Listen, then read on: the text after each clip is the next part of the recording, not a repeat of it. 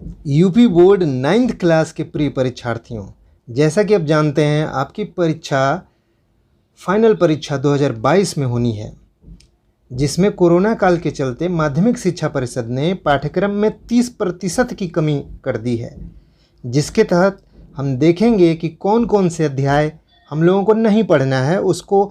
तो आप लोग मेरे साथ अपनी बुक निकालिए, पेन निकालिए और हम ट्रिक लगाएंगे कि कौन से ऐसे अध्याय हैं जिनको हमको कट करना है, अर्थात नहीं पढ़ना है। तो अपनी किताब पे पेन से उनको हम कट मार्क लगा देंगे जिनको नहीं पढ़ना है। और ये अगर आप इस चैनल पे नए हो तो इस चैनल का नाम है हिंदी टीच एजुकेशन। तो आपको नीचे जो सब्सक्राइब लिखा हुआ है, इंग्लिश में SUBSCRIB लिखा हुआ है सब्सक्राइब, उस पर आपको क्लिक दबाना है, फिंगर से टच करना है और उस पर जब सेलेक्ट करने के लिए आएगा तो ऑल पे सेलेक्ट करना है। तो जब आप ऐसा करोगे तो ऐसी और जानकारियां जो भी माध्यमिक शिक्षा परिषद से परीक्षा के बारे में आने वाली हैं, ये सब जानकारी आपके पास तुरंत ही पहुंच जाएगी। तो बहुत ही ज़रूरी है कि आप सब्सक्राइब पे क्लिक करो।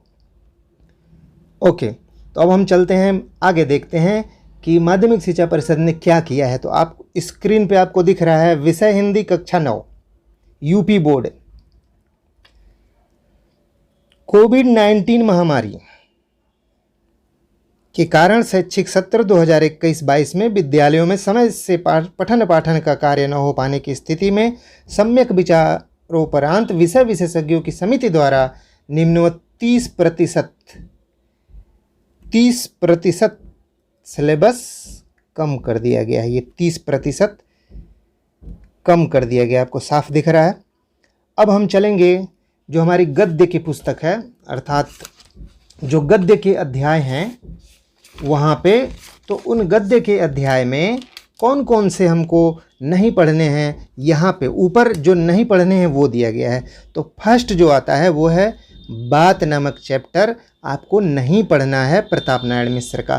तो आप क्या करिए, 1 नंबर हिंदी गद्य वाला पेज खोलिए, विषय सूची, और वहाँ पे 1 नंबर पे ऐसे कट लगाइए, यानी कि बात हमको नहीं पढ़ना है। क्लियर है?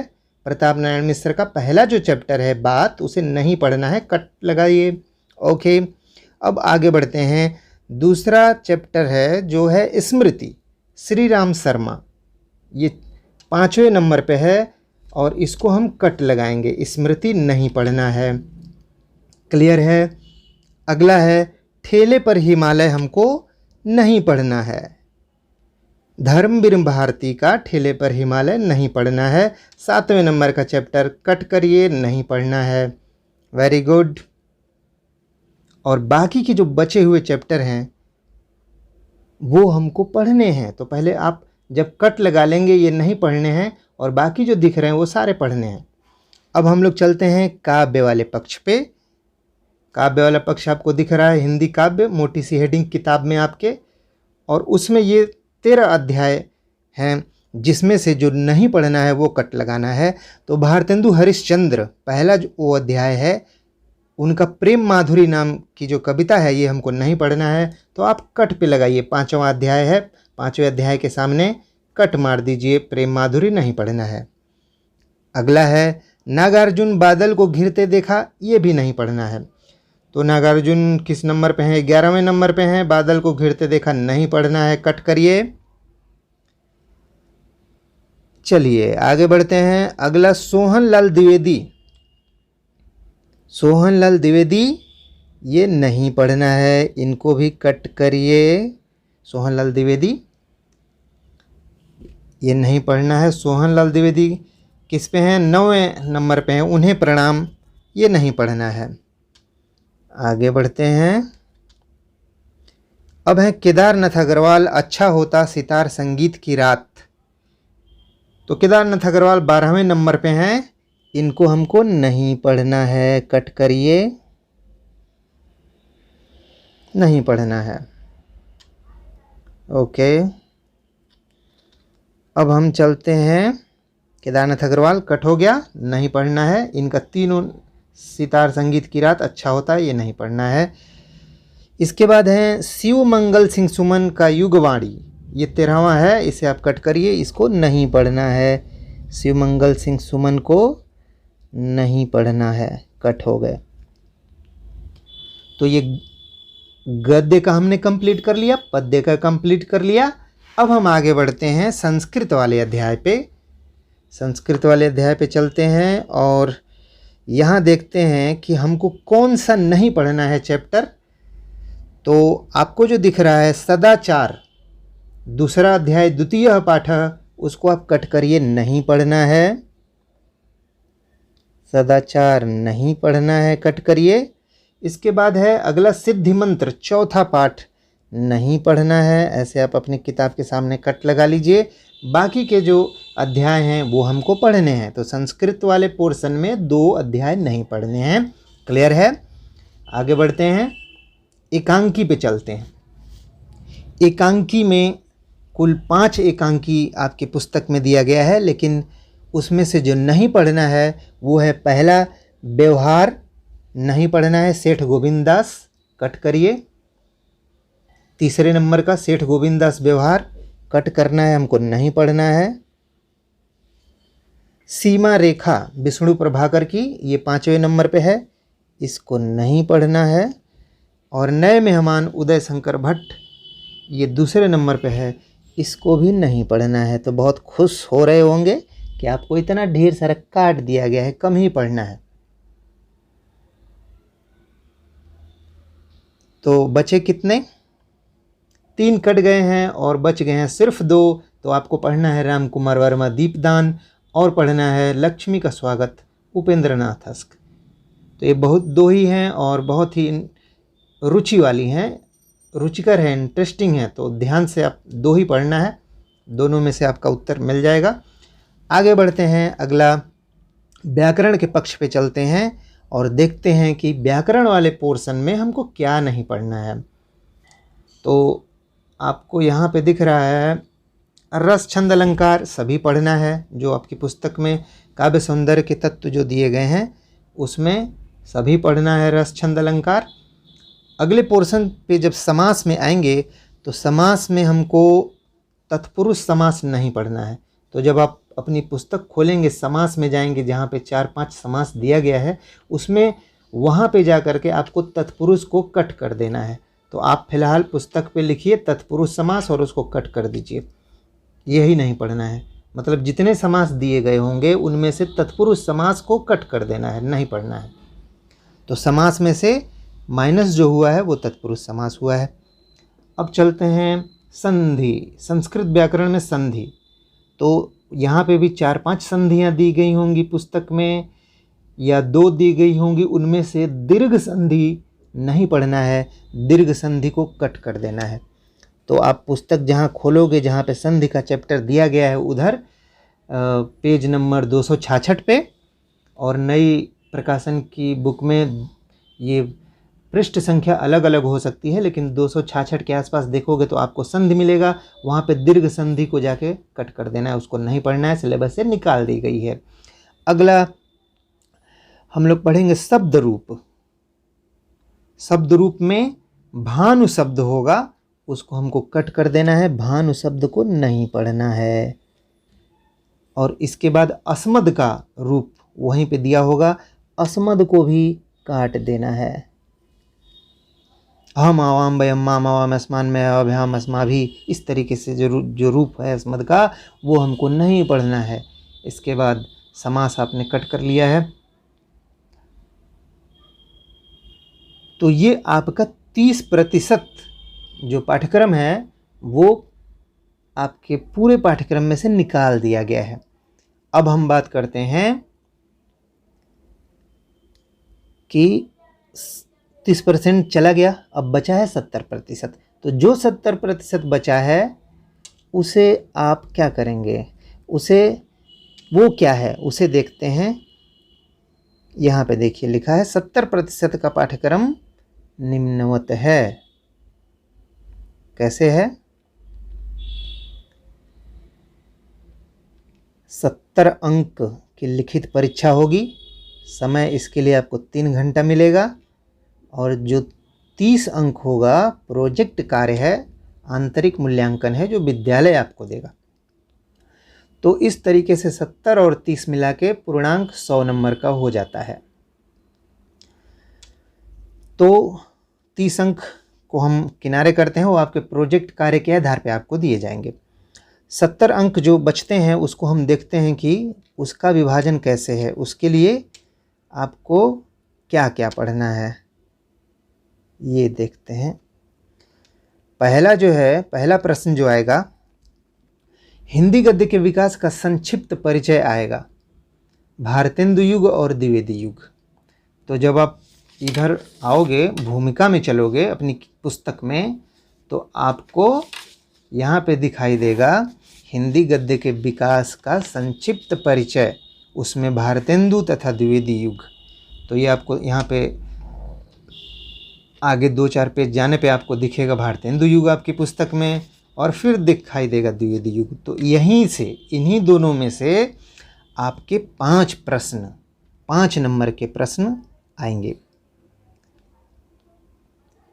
वैसे ही अब ये जो प्रश्न होंगे ये ऑब्जेक्टिव टाइप के होंगे, 1 नंबर का 5 प्रश्न पूछा जाएगा। और वैसे ही इसी पहले वाले प्रश्न में ख नंबर में दिया हुआ है हिंदी पद्य के विकास का संक्षिप्त परिचय। तो ये आपको आपके पुस्तक में, ये इधर जो प्रारंभ होता है वो गद्य का विकास शुरू होता है, और आपकी पुस्तक में बीच में पद्य शुरुआत होती है, जहाँ से कविता शुरू होती है। वहाँ पे हिंदी पद्य के विकास का लगभग 100 नंबर के पृष्ठ संख्या पे आप जाओगे, 100 नंबर पे, तो वहाँ पे आपको दिखाई देगा। तो हिंदी पद्य के विकास का संक्षिप्त परिचय, वहाँ पे क्या करना है, वहाँ से हमको इन 5 अंक जो हैं, इसमें ये जो 5 अंक, इस 5 अंक की जो बात हो रही है वो आदिकाल एक काल आपको दिया है और एक भक्ति काल दिया है, उसी को मध्यकाल भी कहते हैं। तो इन दोनों के यहाँ से 5 ऑब्जेक्टिव प्रश्न आएंगे। तो इस तरीके से ये आपका 10 अंक हो जाएगा। अब चलते हैं दूसरे प्रश्न की तरफ। दूसरे प्रश्न में क्या आएगा, गद्य से आएगा। गद्य समझ रहे हो आप, जो ये निबंध हैं, शुरू के जो निबंध हैं, इन निबंधों में से क्या आएगा, एक आपको देगा पद्यान, मतलब गद्य का खंड देगा। गद्य वाला आएगा तो गद्य खंड आएगा, और उसमें से कहेगा कि आप इस गद्य खंड को पढ़िए और उसका संदर्भ लिखिए। तो यहाँ पे इसका देखिए, संदर्भ लिखिए। दूसरी बात कहेगा रेखांकित अंश की व्याख्या, मतलब उसी गद्य खंड में किन्हीं 2-3 पंक्तियों के नीचे अंडरलाइन किया गया होगा, उनके नीचे रेखा खींची गई होगी, उसी को कहते हैं रेखांकित। तो कहेगा कि जितने, जैसे 6 लाइन का पैराग्राफ आया हुआ है और उसमें से 2 लाइनें रेखांकित हैं, अर्थात 6 में से 2 लाइनों के नीचे रेखा खींची गई है, तो कहेगा कि सिर्फ जिनके नीचे रेखा खींची गई है उन्हीं अंश की व्याख्या, उन्हीं पंक्तियों की व्याख्या करना है। इसके लिए आपको 4 नंबर दे रहा है, 4 नंबर इसके लिए दे रहा है। संदर्भ के लिए आपको 2 नंबर दे रहा है, और उसी में से और जो तथ्यपरक प्रश्न बनाएगा 1-2 नंबर का, और कोई प्रश्न पूछेगा, जैसे पूछ सकता है कि बताइए इसमें कौन सा भाव है, इस गद्य खंड में कौन सी शैली है, इसमें लेखक क्या कहना चाहता है। इस तरीके के प्रश्न बनते हैं, इसके लिए 2 नंबर देगा आपको। तो यहाँ पे 2, 4 और 2 मिला के आपको यहाँ दिख रहा होगा कि टोटल 8 अंक पूछे जाएंगे दूसरे प्रश्न में। और जो गद्य वाले पाठ आपको पढ़ने हैं वो यहाँ नीचे दिख रहा है। मंत्र है, गुरु नानक देव है, गिल्लू है, निष्ठा मूर्ति कस्तूरबा जी हैं, सड़क एवं सुरक्षा में यातायात। तो इन्हीं में से कोई गद्य खंड ये आएगा दूसरे प्रश्न के रूप में। आगे बढ़ते हैं, तीसरे पे चलते हैं हम। तीसरे पे चलते हैं। ये तीसरा प्रश्न जो परीक्षा में आएगा वो ये है, काव्य हेतु निर्धारित पाठ्यपुस्तक, मतलब जो कविताएं जो पढ़नी है, जो कटने के बाद जो अध्याय बच गए हैं उनसे, तो ठीक वही वैसे ही आएगा, लेकिन ये जो पद्य खंड आएगा मतलब कविता से कोई पद्य खंड आएगा, उसमें पहला प्रश्न 2 नंबर का यहाँ पे आपको दिख रहा है 2 नंबर का,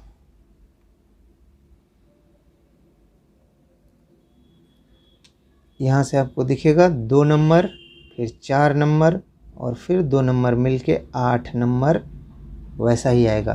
तो एक कविता का पद्य खंड होगा, उसमें भी संदर्भ के लिए आपको 2 नंबर दिए जाएंगे, व्याख्या के लिए 4 नंबर दिए जाएंगे, और उसका काव्य सौंदर्य पूछेगा, अर्थात काव्य सौंदर्य मतलब इस पद्य खंड में कौन सी शैली है, किस भाषा में है,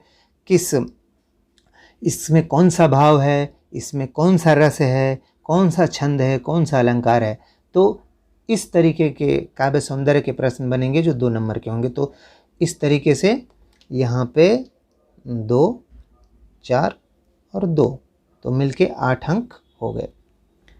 और जिनका पद्य खंड आएगा, यहाँ पे अध्याय का नाम भी दिया है, कबीर, मीरा, रहीम, मैथिली शरण गुप्त, हरिवंश राय बच्चन और रैदास जी। अब चलते हैं चौथे प्रश्न पे। चौथा प्रश्न कैसा आएगा? संस्कृत के निर्धारित पाठ्यवस्तु से आएगा, अर्थात संस्कृत में जो पाठ कटने के बाद बचे हैं वहाँ से प्रश्न आएगा। ये 5 नंबर का होगा। क्या पूछा जाएगा?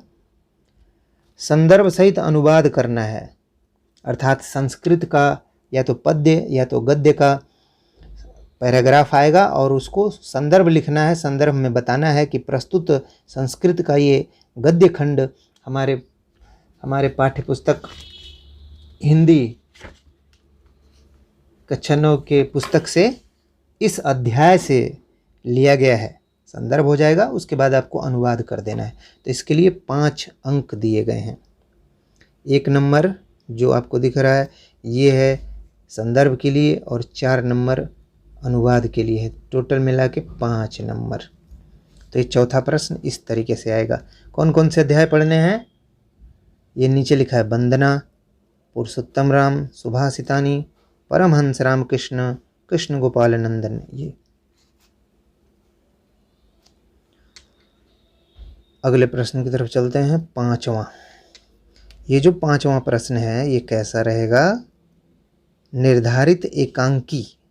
अभी हमने ट्रिक लगवाया है, एकांकी में सिर्फ 2 ही एकांकी पढ़ना है, राम कुमार वर्मा का दीपदान और उपेंद्र नाथ की लक्ष्मी का स्वागत।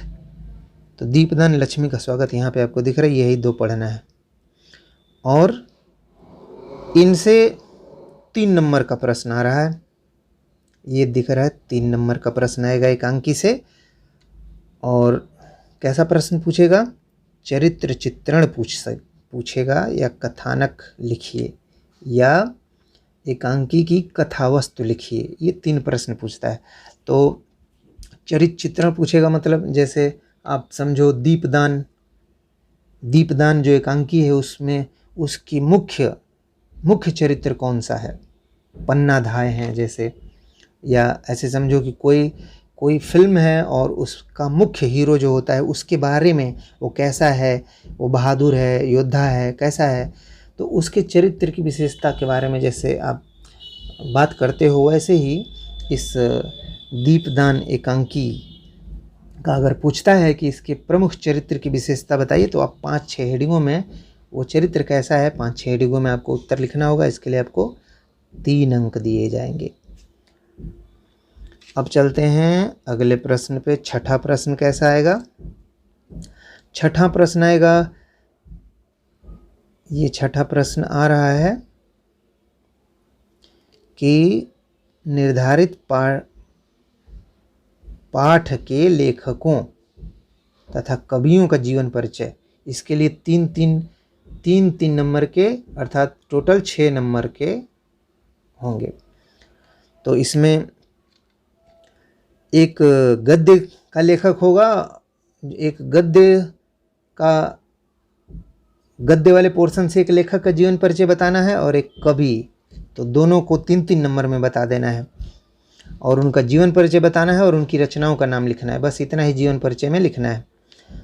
7वां जो प्रश्न आ रहा है वो है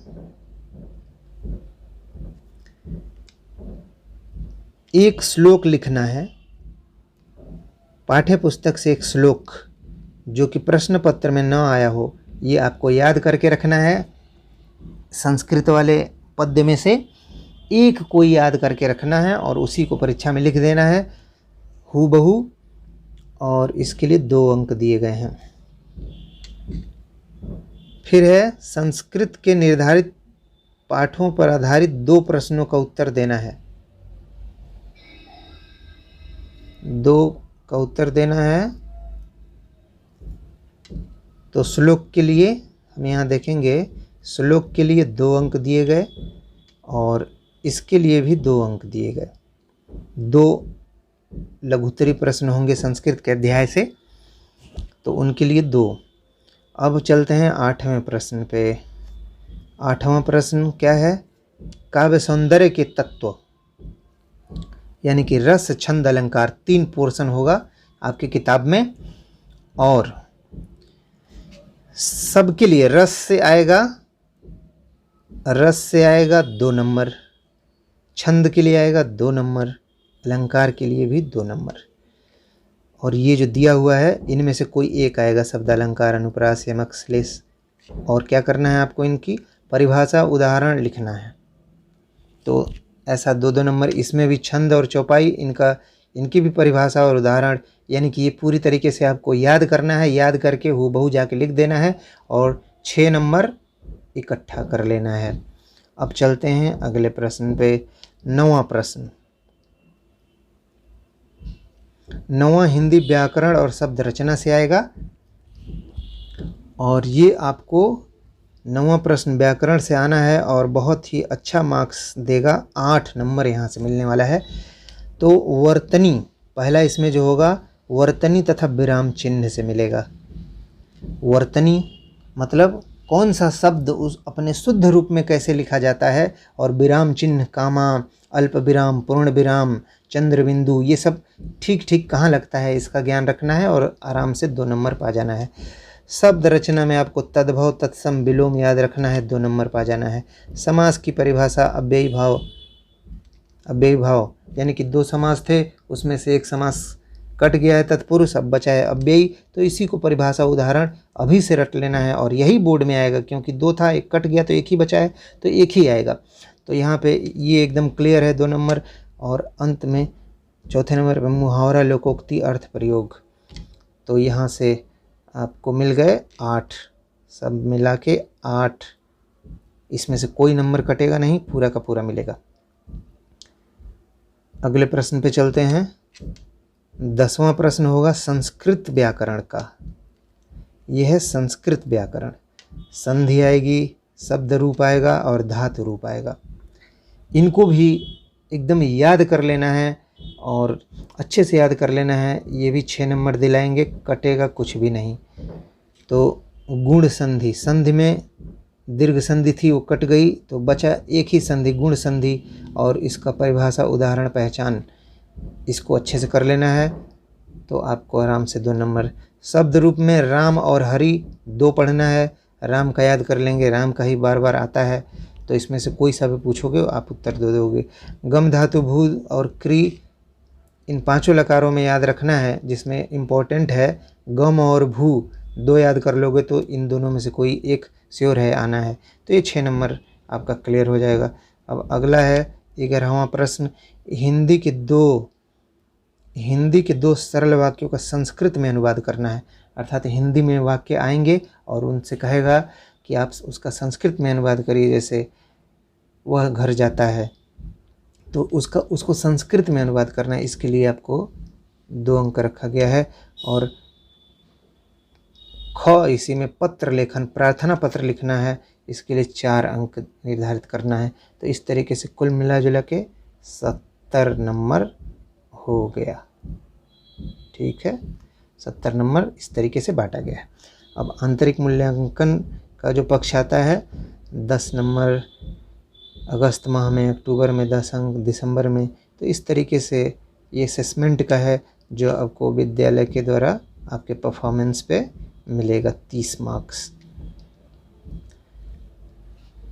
अब हम आगे बढ़ते हैं और देखते हैं कि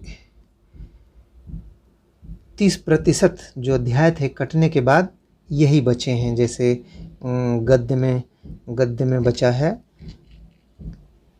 मंत्र, बचा है ये पढ़ना है, गुरु नानक देव पढ़ना है, गिल्लू पढ़ना है, निष्ठा मूर्ति कस्तूरबा पढ़ना है, तोता पढ़ना है, सड़क एवं सुरक्षा पढ़ना है।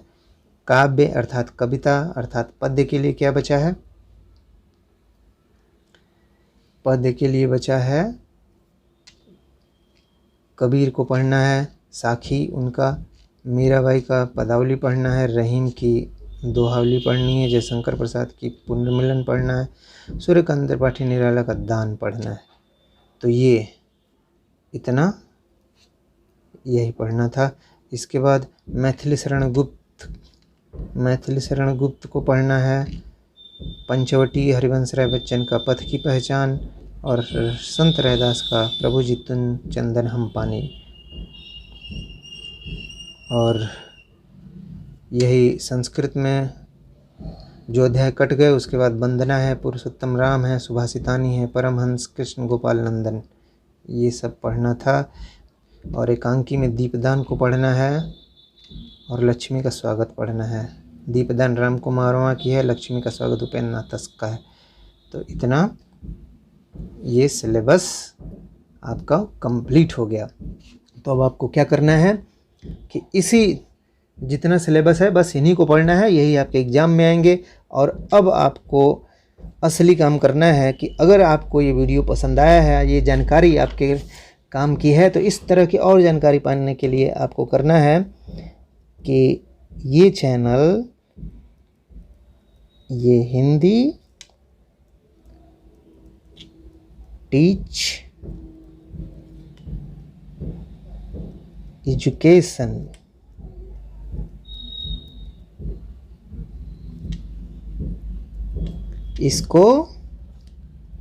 इस चैनल को आपको करना है सब्सक्राइब पे बटन दबाना है